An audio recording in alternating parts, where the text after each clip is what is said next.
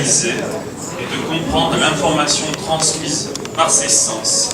L'autisme affecte gravement les interactions sociales et la communication.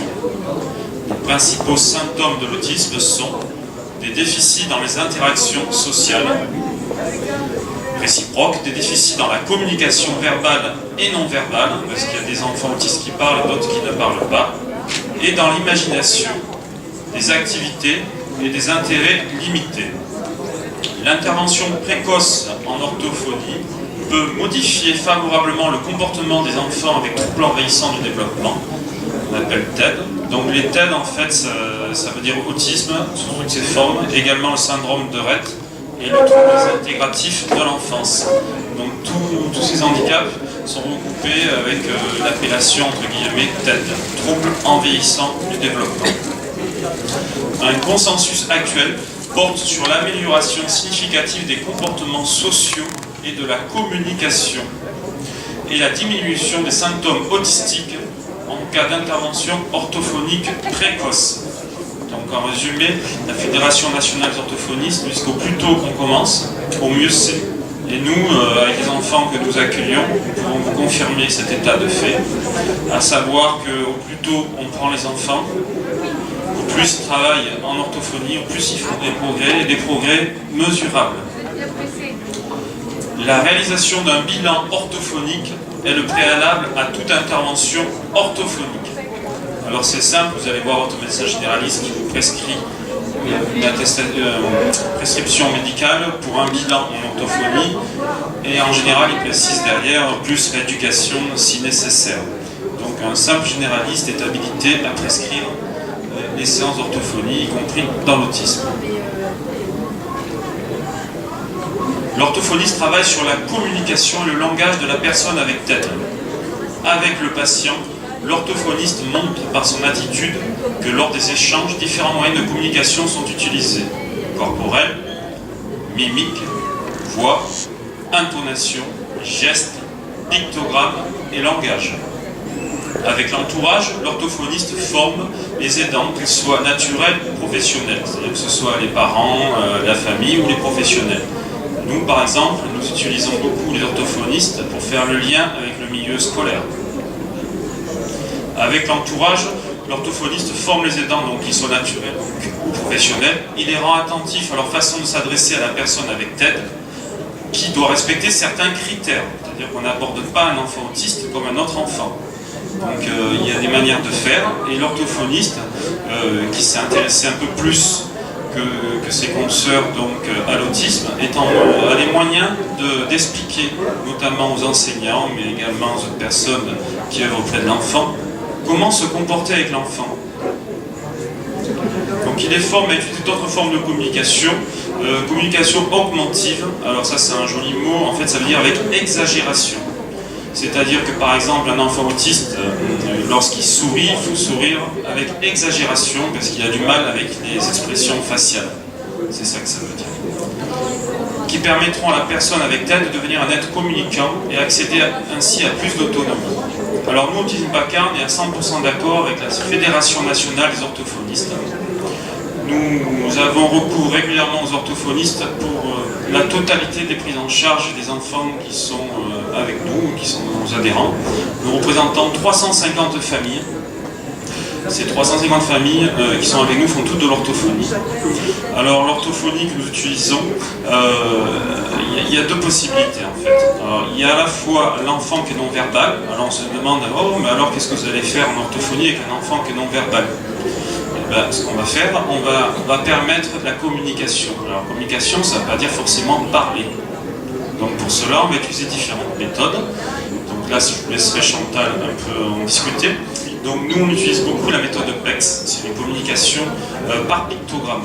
Donc ça fonctionne très bien. Sur le lieu d'accueil que nous avons monté à Sifo, la totalité des enfants qui étaient non-verbaux, en quelques mois, ont réussi à avoir leurs premiers mots. Voilà, on ne peut pas encore parler de la parole, mais des premiers mots. Et c'est au bout d'un an, ils arrivent à construire des phrases. Voilà. Alors que c'est simplement des pictogrammes. Moi, au départ, j'étais un peu sceptique. Je me disais, comment des pictogrammes? peut amener un enfant à parler. Je me disais aussi, mais est-ce que du coup il ne va pas utiliser que des pictogrammes et que ça ne va pas l'empêcher de parler? Eh ben non, c'est l'inverse. Donc la théorie et la pratique se sont rejoints. Cela fonctionne. Voilà. Alors il y a d'autres méthodes, hein. Il y a Makaton. Ben, ça revient un peu, c'est un peu les mêmes méthodes. Hein. Il y a Makaton. Quelques enfants ne fonctionnent qu'avec la langue des signes française.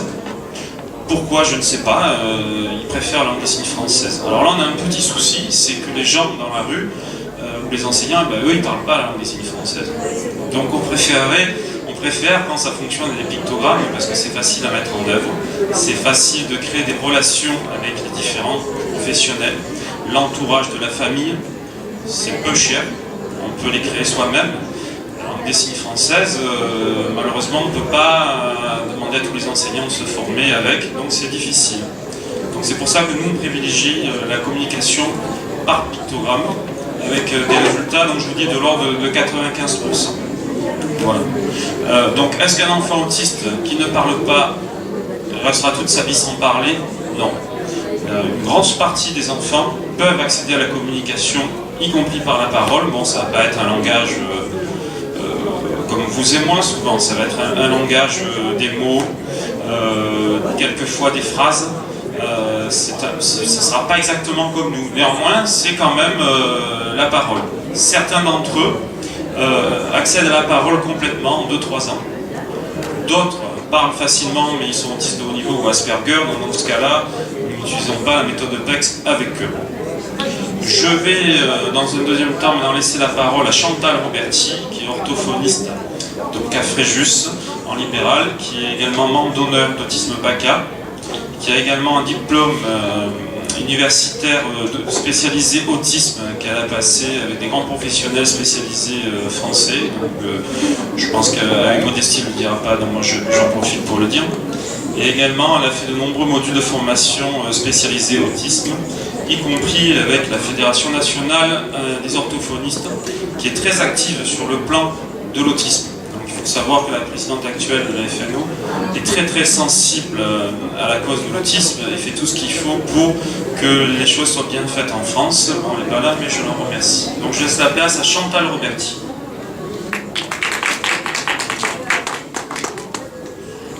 Bonjour, je ne vais pas trop me présenter parce que ça a été plus ou moins fait. Donc voilà, je suis orthophoniste à Fréjus depuis juin 2011. Donc oui, j'ai fait différentes formations sur l'autisme, sur les stratégies éducatives, sur les moyens de communication, par la FNO, le DU sur l'autisme, des formations ABA Carrosse, formations Makaton, et des formations, par exemple, une journée aussi par notamment Lydie Laurent, qui est institutrice et qui a fait des formations ABA, ex et Teach également. Donc voilà, on m'a demandé un petit peu de parler sur le rôle de l'orthophoniste dans la prise en charge des personnes porteuses d'autisme. Je reviens en gros sur les 3 symptômes cliniques des autistes. Alors donc c'est le déficit qualitatif et quantitatif des interactions sociales, déficit qualitatif et quantitatif de la communication verbale et ou non verbale, et des comportements répétitifs et ritualisés. Les symptômes précoces au niveau de l'autisme sont une absence ou une rareté du pointage, une absence ou une rareté de l'attention conjointe, des difficultés à suivre le regard d'autrui pour partager une expérience, une utilisation de la main de l'adulte pour obtenir un objet souhaité, des difficultés à gérer plus d'un stimuli à la fois, une absence d'imitation motrice, une absence ou une rareté d'imitation des gestes à visée communicative, une absence d'imitation vocale, absence d'imitation des mimiques et des expressions émotionnelles, difficulté de la mise en place du tour de rôle, difficulté d'organisation, d'anticipation, difficulté dans la planification et l'exécution d'une tâche, difficulté de généralisation, difficulté de symbolisation, peu d'intérêt pour les autres et peu d'intention dans la communication. Donc, ces personnes ont besoin d'une prise en charge comme éducation, rééducation de la communication. C'est-à-dire que l'enfant a besoin d'apprendre les moyens et les fonctions de communication et d'apprendre le langage, d'autres moyens de communication, de l'apprendre et comment s'en servir. Donc, la prise en charge orthophonique, c'est donc déjà de mettre en place ces prérequis à la communication. Quels sont les précurseurs de la communication? Donc, il faut une bonne modalité visuelle, une bonne modalité auditive, la motricité, que ce soit le tonus, l'appréhension, la coordination oculo-manuelle, un bon rapport aux objets, une imitation visuelle, sonore, avec ou sans objet, l'alternance, le tour de rôle, le jeu, des capacités de symbolisation et une compréhension verbale et non verbale. Tout ça, ce sont les précurseurs de la communication sur lesquels nous pouvons bien sûr donc travailler en tant qu'orthophonistes. Des exemples justement par rapport à des enfants qui peuvent être sans langage ou avec très peu de langage. Ce qu'on peut, au niveau de l'observation au départ, c'est par exemple à partir des flacons à bulles, voir s'ils ont une poursuite visuelle, s'ils maîtrisent le souffle, s'ils ont une motricité fine et une coordination oculo-manuelle. Également, avec des petites voitures ou avec des balles, on peut observer comment ils prennent la voiture et comment ils sont dans l'échange avec l'adulte. Si déjà il y a un échange, s'ils vont utiliser la voiture à bon escient, c'est-à-dire la faire rouler par exemple, s'ils vont plutôt les empiler, les lancer, les mettre en bouche, voilà comment ils vont utiliser l'objet. On peut aussi, à partir de gobelets, de cuillères, de brosses à cheveux, enfin tous les petits matériels comme ça, de nouveau voir la motricité fine, quel est leur rapport avec l'objet et comment ils peuvent élaborer le jeu. Est-ce qu'ils sont dans l'imitation, est-ce qu'ils sont dans le jeu symbolique, est-ce qu'ils vont prendre la cuillère pour tourner dans le gobelet, est-ce qu'ils vont faire semblant de boire, est-ce qu'ils vont donner à boire à la poupée, voilà, donc observer tout ça. Également, par exemple, avec deux petits téléphones portables en jouet, est-ce qu'ils vont mettre le téléphone à l'oreille, est-ce qu'ils vont pouvoir imiter ou être dans l'échange en disant allô et des choses comme ça. À partir d'instruments de musique également, est-ce qu'ils vont réagir au bruit, quelle est leur réaction à tel ou tel type d'instrument, est-ce qu'ils vont pouvoir accepter le tour de rôle, le tour de rôle, donc chacun à son tour. On tape sur le tambouret, et puis c'est sur le tambourin, pardon, et puis c'est à l'enfant. Comment est-ce qu'ils vont la motricité fine, au niveau du souffle, si on travaille à partir d'une flûte, par exemple aussi, l'instrument. Voilà. On peut aussi, à partir d'objets, on prend 3-4 objets, et à partir de photos ou d'images de ces objets, on peut voir est-ce qu'il est capable de symboliser l'objet. Donc au début, on peut prendre des photos qui représentent exactement l'objet qu'il a devant lui. Ou bien d'autres images, s'il est capable d'associer l'objet avec une autre image, ça peut être un chat et tout à fait un autre chat sur l'image. Est-ce qu'il peut pointer l'objet? Si par exemple on lui demande montre-moi le chat, et qu'on a 3-4 animaux, est-ce qu'il est capable de pointer l'animal qu'on lui demande? Est-ce qu'il peut le dénommer de nous-mêmes? Est-ce qu'il peut dire, quand on lui pose la question qu'est-ce que c'est, est-ce qu'il peut donner le mot? On peut aussi avoir des petits livres, des imagiers, de nouveau, voir si l'enfant peut avoir l'intérêt avec l'adulte de suivre le livre, de pointer, de nouveau de reconnaître les objets ou les éléments qui sont sur les petits imagiers. On peut aussi partir avec des cubes de couleurs différentes. Est-ce qu'il est capable de dénommer les couleurs? Est-ce qu'il est capable de les montrer? Est-ce qu'il est capable de les empiler? Donc de nouveau au niveau de la coordination oculomotrice. Est-ce qu'il est capable d'imiter? Est-ce que si on en fait, est-ce qu'il va pouvoir faire la même chose et d'être imité? Parce que c'est important, l'imitation, on peut le faire dans les deux sens, c'est-à-dire demander à l'enfant d'imiter, de faire pareil, et en même temps que nous l'imitions, pour qu'il y ait un échange. Avec des boîtes de jetons, par exemple de couleurs et de formes différentes, est-ce qu'il est capable de trier par couleur? Est-ce qu'il est capable de trier par forme, de faire les deux en même temps? Est-ce qu'il peut pointer? Est-ce qu'il peut dénommer?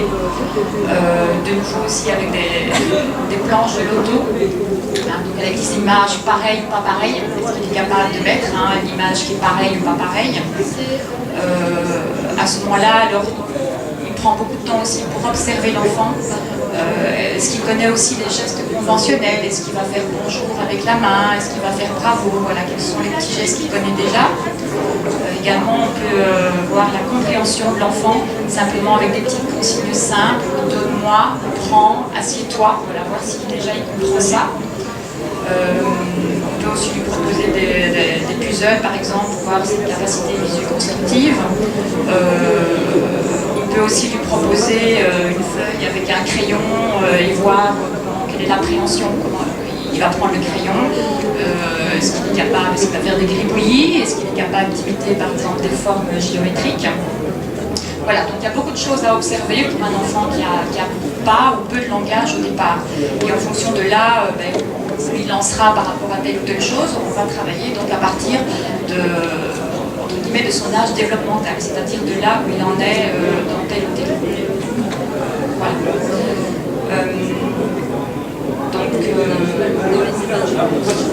Donc voilà, la chose qu'on peut faire donc, nous en tant qu'orthophonie, c'est travailler donc, sur les prérequis de la communication. Ça, c'est une première chose. Ensuite, ce qui est vraiment important aussi, c'est tout ce qui est accompagnement parental et conseil à l'entourage. Comme disait M. Bonifay, c'est vrai que le partenariat avec les parents est vraiment très important parce que les parents arrivent quand même anxieux, angoissés, démunis. Qu'est-ce qu'on fait? Il ne parle pas. Est-ce qu'il va parler? Bon, ça, c'est la réponse à laquelle on ne peut pas répondre non plus. Mais on peut leur proposer quand même, c'est on va essayer de trouver les meilleurs moyens de communication pour lui, qu'il soit verbal ou non verbal. Donc on va développer également tout ce qui est compréhension, compréhension orale. Mettre en place donc, des moyens augmentatifs. Alors c'est ou augmentatif ou alternatif. En fait, ce sont les mêmes moyens, mais ça dépend. Augmentatif, c'est-à-dire qu'on va faire le maximum, que ce soit donc avec des images ou avec les gestes, qui va être en parallèle avec le langage, quand le langage verbal se développera éventuellement. Et quand on parle de moyens de communication alternatifs, c'est au lieu du langage verbal, s'il ne se développe pas, trouver donc un autre moyen de communication avec lequel il va pouvoir communiquer. Puis donc tout le développement du langage oral, tout ce qui est compréhension et langage oral. Ensuite, on peut travailler le langage écrit, la pragmatique. Donc, avec des enfants, on peut travailler avec des adolescents. Tout ce qui est déficit socio-émotionnel. Ce sont des enfants qui ont vraiment une difficulté d'exprimer leurs émotions. C'est pas qu'ils ne les ont pas, c'est qu'ils ne peuvent pas ne savent pas comment les exprimer. Donc on peut travailler sur tout ce qui est identifier les émotions, la tristesse, la joie, fâché, content. Il y a tout un travail qu'on peut faire aussi sur les habilités sociales. Donc quel est l'intérêt à entrer en contact avec les autres, à avoir des relations, à s'intégrer dans un groupe, que ce soit au niveau scolaire, à la maison, dans les centres où ils sont. L'importance du contact réciproque. Pouvoir regarder l'autre, écouter, le tour de rôle, qui est important également, pouvoir répondre à des questions, faire des demandes, et également tout un travail sur les règles sociales, donc les scénarios sociaux, par exemple dans la société, comment se comporter, comment on dit bonjour, on ne dit pas bonjour de la même façon à sa maman, qu'à son voisin, qu'au directeur de l'école. Donc voilà, comment apprendre des règles et des consignes, les règles sociales. Ce qui est important à savoir aussi, c'est que chaque personne avec l'autisme est différente. Donc c'est pas quelque chose qu'on peut plaquer à un enfant. Donc il faut vraiment observer là où chacun est, quelles sont ses émergences, quelles sont ses possibilités. Ça c'est vraiment important de voir la différence de chaque enfant.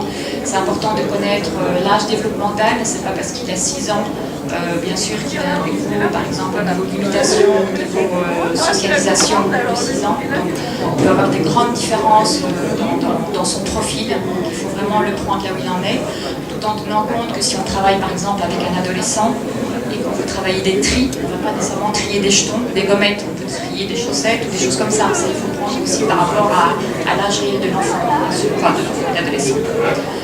Il est important également d'aménager l'espace. Donc il faut au maximum qu'il soit le plus calme possible et le plus dépouillé possible. Il est important de matérialiser le temps, c'est-à-dire d'avoir un calendrier, un emploi du temps, le timer, voilà, de pouvoir matérialiser visuellement le temps. Il est important également au niveau des activités de les visualiser aussi. Très important de partir des intérêts de l'enfant. Comme tout enfant, c'est vrai que quand ils sont motivés pour quelque chose, ils peuvent beaucoup plus facilement le réaliser. Il faut répéter beaucoup les activités, donc il faut avoir beaucoup de patience. Et c'est au fur et à mesure du temps qu'on a des résultats, mais c'est petit à petit.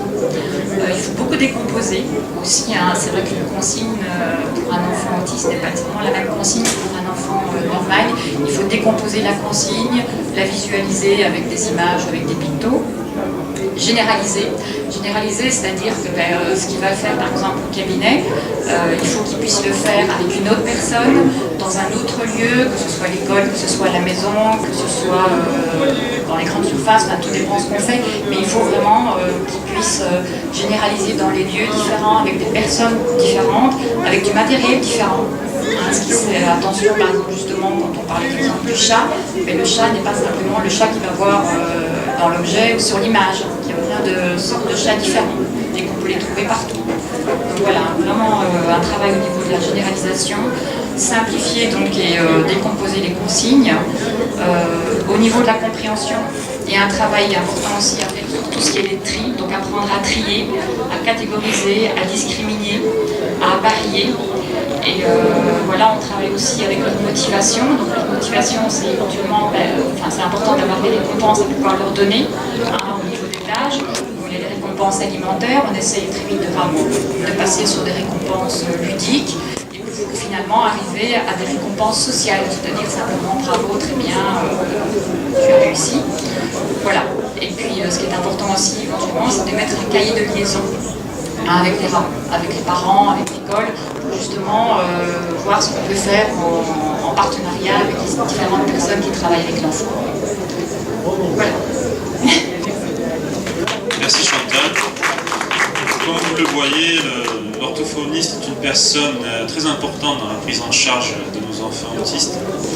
Alors il y a quelques exemples pratiques que je vais vous donner par rapport aux enfants que nous nous occupons. Pour ce qui est des apprentissages, par exemple, utiliser le centre d'intérêt. Pour la numération, alors il faut que ce soit ludique. Donc on a utilisé des dominos qu'on a fabriqués à la maison. Et un des enfants, c'était les lapins crétins, son centre d'intérêt. Donc on a découpé des lapins crétins, on les a mis sur les dominos à la place des points. En une semaine, ils s'écoutaient. Alors qu'à l'école, en un an, non. Et tout marche comme ça. Il suffit d'adapter l'outil et ça fonctionne. On utilise le centre d'intérêt et on ne montre pas que c'est du travail. Tout doit être dans le jeu. D'ailleurs, on utilise le jeu pour l'interaction sociale, le respect des règles, y compris pour les enfants non-verbaux, pour des apprentissages aussi, parce qu'ils ne se rendent pas compte que c'est un apprentissage. Donc ça sert pour les habiletés sociales. Pour les habiletés sociales aussi, alors on va me dire oui, mais s'ils ne parlent pas, oui, mais nous on utilise la bande dessinée. La bande dessinée qui parle ou qui ne parle pas, ça marche et on a d'excellents résultats. On arrive aussi avec des marionnettes.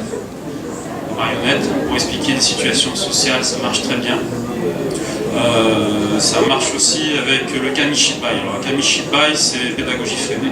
C'est un petit théâtre de bois, je ne sais pas si vous connaissez, mais en plus l'enfant il peut créer lui-même un scénario et le présenter aux autres.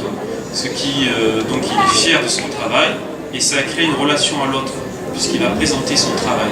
Donc ça c'est exceptionnel, ils font des progrès énormes et ça demande 3 francs 6 sous, juste d'avoir réfléchi à quelle est la manière de transmettre des choses.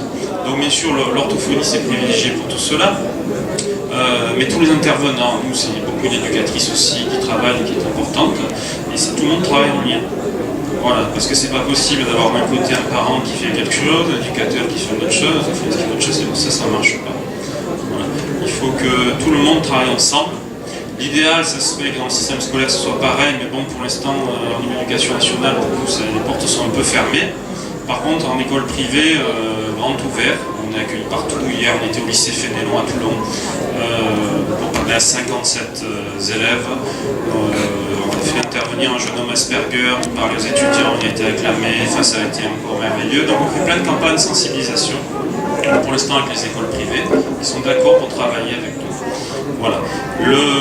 Donc toute difficulté est contournable. Donc ce n'est pas un enfant qui n'est pas capable, c'est nous qui n'avons pas trouvé le moyen de lui transmettre l'information. Donc nous on prend tout de ce point de vue-là. Et on y arrive. Voilà. y arrive sans problème. Quand une orthophoniste, elle a du mal, c'est peut-être l'éducatrice qui va trouver. Quand l'éducatrice ne trouve pas, c'est la psychologue ou la neuropsychologue qui va trouver. Chacun a un rôle. Voilà, un rôle défini. Là, on va faire intervenir une enseignante spécialisée qui travaillait avant dans les RAZ. Je ne sais pas si vous connaissez les RAZ, si on vous pose la question. Donc, qui est à la retraite, mais qui est allée se spécialiser en passant un diplôme universitaire autisme à Toulouse avec le professeur Bernadette Roger qui va intervenir avec nous aussi pour faire du soutien scolaire. Et on accueille des jeunes de l'IUFM qui veulent se consacrer par la suite à des CLIS. Alors, CLIS autisme, ça n'existe pas dans le Var malheureusement, mais c'est des CLIS 1. Les CLIS 1, ça mélange plusieurs handicaps. J'espère qu'en l'avenir, il y aura des CLIS têtes plus spécialisés. Et donc, toute cette jeunesse, toute cette énergie nous rejoint. Donc actuellement, il faut savoir qu'on représente 350 familles, ce qui est normal pour le Var.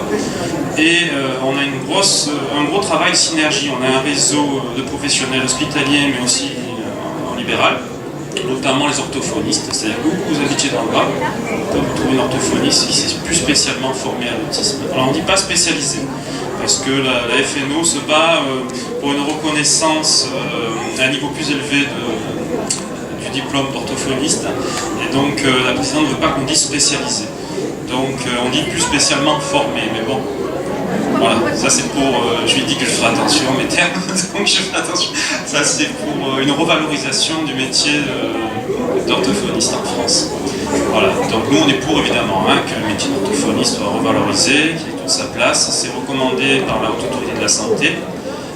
Tout le monde comprend bien que l'orthophonie en fait a un panel d'intervention énorme. Par contre, ça demande des formations complémentaires à l'école, mais ça c'est dans tous les métiers. Moi j'ai eu une éducatrice là, qui est venue s'occuper de nos enfants. On a dû la former en plus, on lui a dû montrer d'autres outils. Il y a une formation de base, mais après c'est généraliste, c'est pour tous les handicaps. Donc si après il n'y a pas une formation spécialisée sur le handicap en question, ça ne va pas fonctionner. Donc il faut automatiquement, lorsqu'un professionnel s'occupe d'un handicap, qu'il aille faire une formation complémentaire spécialisée de ce handicap. Voilà. Et surtout travailler en équipe. Donc la Haute Autorité de la Santé, par son rapport du 10 mars 2012, préconise de travailler avec les parents. Bon, ça nous faisait déjà, parce qu'on est association de parents évidemment, mais maintenant c'est dans les consignes et c'est reconnu. Il a été reconnu aussi qu'il fallait travailler avec la fratrie aussi. Alors nous on a mis en place un groupe fratrie, tout gratuit, les éveils musicaux, l'enseignement spécialisé, le lieu d'accueil, des congrès, des formations, on fait tout gratuit. Pourquoi? Parce qu'on s'est aperçu qu'il y avait, pour l'autisme, il y avait deux vitesses. Il y avait le parent riche, qui avait tout, et le parent pauvre qui n'avait rien. Donc on s'est débrouillé pour que ces choses-là changent, et ça commence à changer. Et alors on est très fiers, parce qu'en une année, on a vu tous ces petits bouts commencer à parler, rire, s'amuser, faire des progrès de motricité, parce qu'on leur fait faire du cirque aussi. Du cirque adapté, on leur fait faire de l'handi-danse. Et ils ont acquis des habiletés motrices et sociales que jamais personne n'aurait pensé qu'ils auraient pu les acquérir. Donc on est vraiment très content de ça, ça fonctionne très bien. Donc on a des projets aussi structures qui ont la bienveillance des élus locaux et qu'on espère qu'ils vont se développer, toujours en utilisant des outils. Alors nous on n'a pas une méthode spécifique, on ne pense pas qu'il y ait une méthode miracle, on pense qu'il y a des outils. Tous ces outils sont là pour être utilisés, mais un seul outil ça ne suffit pas. Il faut plusieurs outils, un à côté des autres. Bon, il y a des méthodes par exemple comportementales, mais qui ne veulent pas d'orthophonie. Alors moi je regrette, l'orthophonie c'est indispensable. Donc nous, on prend ce qui est bon partout, et on individualise pour chaque enfant, parce que chaque enfant est différent. Il y a autant de formes d'autisme qu'il y a d'enfants autistes. Donc c'est pas parce que telle méthode marche mieux que l'autre ça va marcher aussi. Tout doit être individualisé. Donc pour ça, il faut faire des évaluations, des bilans réguliers, à peu près tous les trimestres, qui peut être fait par le personnel qui suit l'enfant. Et après, pas tous les 3 mois, mais tous les 2-3 ans, dans les centres ressources autisme, notamment avec des tests comme l'a dit, la DOS, etc. Donc il existe, tous ces tests-là existent, hein, ils sont sur le marché, donc les professionnels peuvent y avoir accès avec une formation qui permettent d'évaluer les compétences. Alors il y a deux sortes de compétences. Il y a les compétences qui s'apparentent à tout ce qui est scolaire, mais il y a aussi les compétences sociales. Et dans le cadre de l'autisme, pour nous c'est aussi important les compétences sociales que les compétences scolaires. Contrairement à un enfant dit typique, on va s'intéresser surtout à l'aspect scolaire. Nous, les deux sont importants. Voilà, donc il y a tout le travail. Et on ne peut pas développer un et pas l'autre. Sinon ça ne marche pas. Donc il faut toujours travailler sur les deux aspects. Alors est-ce que l'école est importante? Oui, l'école est très très importante. Que ce soit en glisse ou en urbain, oui, l'école a un rôle. Même si c'est pas, si c'est que quelques heures. C'est très important, même quand on a l'impression que l'enfant ne progresse pas. Déjà au niveau de la socialisation, parce que les enfants, c'est des buveurs, ils copient les enfants qui les entourent. Aussi au niveau de leur image d'eux-mêmes. Ils font comme les copains du quartier. Alors il y a un enseignant qui est venu me voir un jour, il me dit voilà, monsieur Bonifay, je voulais témoigner parce que j'ai eu dans ma classe pendant des années un enfant autiste. Je pensais que ça ne servait à rien, qu'on me forçait à l'intégrer à l'école. Il était au fond, il ne m'écoutait pas. Je l'ai revu, il a acquis depuis la parole. Et il est venu me voir, donc c'était 20 ans après, il est venu me voir en me remerciant, en me disant qu'il n'avait absolument rien loupé de tout ce que j'avais appris, il s'en rappelait encore, et que c'est pas parce qu'il participait pas, qu'il faisait l'idiot au fond de la classe qu'il n'avait pas retenu, mais qu'il n'avait pas les moyens à ce moment-là de l'exprimer, de le faire comprendre. Alors ce professeur, depuis, ça a changé sa vie. Voilà. Alors j'espère qu'il témoignera longtemps de ces belles avancées. Voilà. Donc ça nous fait plaisir. On a beaucoup d'enseignants qui nous font des témoignages comme ça, qui se sont donnés du mal et qui ont réussi à faire des compétences. Notre but, nous, dans l'avenir, c'est de faire un lien entre ce réseau, alors on a un réseau libéral, le premier de PACA, ça, je pense que tout le monde le sait. Au niveau famille, spécialisé autisme, on a le plus gros réseau du Var aussi. Donc on est de plus en plus implanté et notre rôle, c'est de faire le lien. Voilà. Alors maintenant, on a les services hospitaliers aussi qui sont en train de nous rejoindre, de vouloir travailler avec nous. Donc on va travailler le plus possible en équipe et créer un lien entre tout le monde. Structure, école, centre aéré, famille, tissu social. On va travailler en équipe, enfin ceux qui veulent. Bon, pour l'instant, on a un dernier blocage. Alors ce blocage, c'est l'éducation nationale du Var. Voilà. Donc, mais on a les écoles privées. On espère que ce blocage, qui est le dernier verrou ici, parce que même les centres hospitaliers, tout ça, maintenant travaillent avec nous, discutent avec nous, il n'y a plus de soucis de ce côté-là. Mais au niveau de l'école, on a voulu faire des formations qu'on offrait. On a essayé de faire intervenir les orthophonistes pour expliquer des outils en pédagogie. On nous a dit que ce n'était pas notre rôle, qu'ils n'avaient rien à apprendre de nous. Donc on n'a pas réussi encore à ce niveau-là. C'est notre seul échec sur le Var. Le seul échec, c'est ça. On verra l'avenir. Et donc l'orthophoniste nous sert pour le lien avec l'école. Maintenant, on va utiliser des enseignants à la retraite. Peut-être que ça marchera mieux. Et on espère que les enseignants à la retraite et les jeunes du UFM, alors ils sont pleins d'énergie, les jeunes, on se régale, qui amènent une dynamique, une volonté, quelque chose de merveilleux. Et en travaillant en équipe avec nous, on espère que ça va fonctionner. Voilà, donc c'était un hommage à l'orthophonie, au travail d'équipe. Il y a un message d'espoir pour l'avenir. Maintenant, si vous avez des questions pour Chantal ou moi-même, on essaiera dans la mesure du possible de vous apporter une réponse.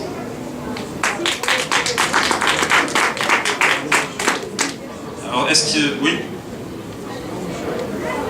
Bonjour, moi j'ai un témoignage à apporter sur l'éducation nationale. Partout en France, elle n'est pas aussi fermée apparemment que dans le Var. J'ai exercé comme psychologue scolaire à Seine-Saint-Denis et bien sûr j'ai eu affaire à des enfants autistes et surtout ce que je voudrais raconter c'est une belle expérience avec un petit garçon autiste que j'avais dépisté dès sa petite section de maternelle. C'était, je dirais, une petite bombe dans la classe. La maîtresse était une jeune maîtresse qui sortait de l'UFM, elle était désemparée, il n'y avait aucune prise sur cet enfant. Heureusement, il a été pris en charge de façon très précoce par un service spécialisé, un CLP. Et il y a eu une évolution magnifique de cet enfant. Et en plus de mon activité de psychologue scolaire, j'exerçais comme conteuse dans les médiathèques. Et j'ai revu cet enfant 5 ans après, un jour qui précédait Noël. je racontais une histoire, je l'ai vue dans la salle, je me suis dit, ça va être le calvaire, ça va être l'enfer. L'ayant connu en classe, l'ayant perdu de vue, je me suis dit, ça va être terrible. En fait, cet enfant-là n'a cessé d'écouter l'histoire, il était comme tous les enfants, passionné. Et à la fin, il est venu me voir en me disant, mais je crois que tu t'es trompé, parce que la princesse, elle n'embrasse pas sur le front. Je racontais l'histoire de la Belle et la Bête. Il dit, elle n'embrasse pas sur le front, elle embrasse sur la bouche. Écoutez, que cette remarque soit aussi pertinente, qu'il ait acquis le langage grâce aux soins précoces et tout, c'était cette année-là mon plus beau cadeau de Noël. Merci beaucoup pour votre témoignage. Oui, je confirme qu'il y a d'autres départements où ça se passe bien. Mais bon, ça part beaucoup en fait d'une volonté d'enseignant qui fait tout ce qu'il peut pour y arriver, qui met toute son énergie. Bon, on espère que le bar va se développer de ce côté-là et que les choses vont s'arranger aussi pour l'autisme. Mais l'autisme fait peur, hein. Donc il y a toujours un blocage. Pardon, excusez-moi. Donc l'autisme fait peur.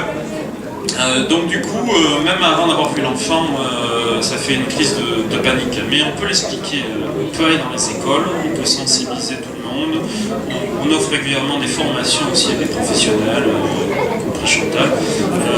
Mais bon, encore faut-il y venir. Voilà. Donc le message est quand même d'espoir et nous essayons aussi de faire un lien par la suite avec des structures que nous espérons monter et déposer un projet dans l'année qui permettra de faire le lien avec les écoles qui le souhaitent, avec les intervenants de la structure qui pourront intervenir à l'école. Donc les écoles privées sont déjà d'accord, j'ai vu le représentant pédagogique départemental. Pour le public, je sais. Donc ça permettra en fait d'avoir un intervenant qui fait le lien quasiment permanent entre l'école, les centres aérés, le domicile des parents et la structure. Et le tout pour un coût largement inférieur à ce qui est connu actuellement. Donc c'est novateur.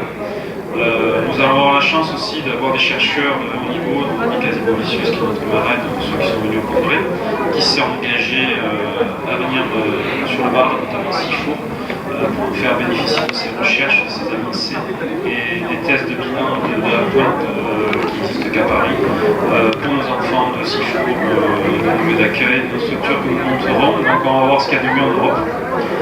Si on arrive à passer ce dernier cap. Et en plus, elle est en lien avec des grands professeurs de pédopsychiatrie à la pointe dans le monde entier, qui pourraient aussi bien sûr venir nous rejoindre, puisque ce sont tous ces amis. Voilà. Donc tout est possible. On a besoin encore de bonne volonté, de synergie. Nous, on est prêt à discuter avec tout le monde et je pense qu'on va réussir parce que là, je vois tous les progrès qu'on a réussi à avoir en très peu de temps. On a eu de la reconnaissance de tout ce que nous souhaitions par l'autorité de la santé. On ne demande pas plus. Maintenant, on demande juste ce qu'on travaille en synergie et qu'on passe à une troisième forme d'autisme. L'autisme du troisième millénaire, on travaille tous ensemble. Voilà. Donc, je vous remercie. À moins qu'il y ait encore une question. Ah, oui. Oui. Oui, c'est à vous qu'il faut t'adresser pour les formations. Tout à fait. Donc, on a un stand. Vous venez nous voir au stand, on aura une carte. Oui, c'est à nous. Et donc, on fait des formations tantôt individualisées. Ça peut être à la carte aussi. Et là, je suis intervenu avec professionnels pour les auxiliaires de vie de famille du Var à Toulon, pour ceux qui connaissent. On a formé 14. Bénévolement, on fait tout gratuit. Je travaille, hein, c'est pas ma profession, je travaille à temps complet, j'en fais tout ça en plus, là, encore un jour de repos. Mais c'est la passion qui fait qu'on y arrive en fait. Parce qu'on a l'amour de ce qu'on fait et qu'on y croit. Voilà. Si on n'y croit pas, on n'y arrive pas. C'est ça. Voilà, c'est comme un professionnel, s'il ne croit pas à son métier, il peut faire tout ce qu'il veut, il n'y aura pas de bons résultats. Il faut avoir de l'amour, il faut y croire. Voilà. Et c'est vrai que les professionnels passionnés, ils nous rejoignent. Des partenaires sociaux, il y a des petites crèches qui nous rejoignent, des éducateurs, la Croix-Rouge, on a eu des contacts exceptionnels avec la Croix-Rouge de Noyoul, pour ceux qui connaissent. Et en plus ça va, en plus on est demandé partout, chaque fois qu'il y a quelque chose pour l'autisme, on nous invite pour discuter, en parler.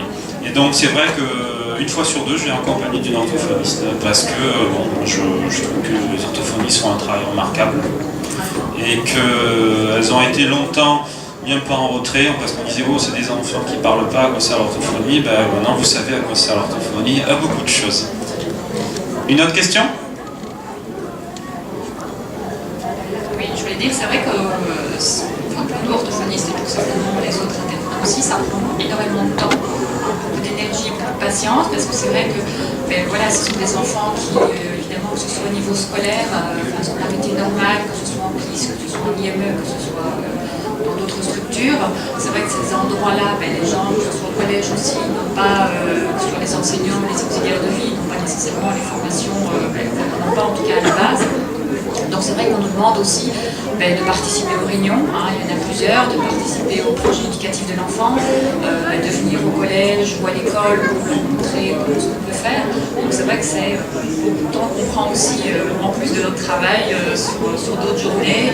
On peut aussi organiser des rencontres avec les parents pour échanger par rapport à des formations qu'on a faites, par rapport à des bouquins qu'on a lus, par rapport à comment est-ce que, voilà, s'ils ont des informations à nous donner, que l'on puisse donner, que ce soit au niveau des pictogrammes, que ce soit, voilà. Donc ça prend, hormis les séances en elles-mêmes, ça prend beaucoup de temps et c'est vrai qu'il faut voilà, être motivé, en avoir envie, parce que c'est un travail très intéressant et très très riche. Parce que c'est vrai qu'on est tellement content quand il y a des avancées que voilà, c'est super intéressant. Avant de vous quitter, je vous dirai une anecdote. On fait aussi des groupes pour les Asperger, je crois qu'on est les seuls à le faire là. Et donc un jour j'ai un jeune homme Asperger qui est venu me voir, parce qu'on utilise beaucoup de jeunes hommes Asperger, entre guillemets, pour expliquer le ressenti aux parents, mais également aux enfants. Et donc ça passe très bien, parce qu'on voit toujours le point de vue clinique, mais il y a aussi l'aspect humain, pas que des statistiques, voilà. Donc il y a le côté humain, donc nous on travaille sur les deux. C'est ce qui fait que ça marche très très bien, qu'on touche bien les gens en travaillant sur les deux aspects, l'aspect humain, ressenti, et l'aspect clinique et scientifique.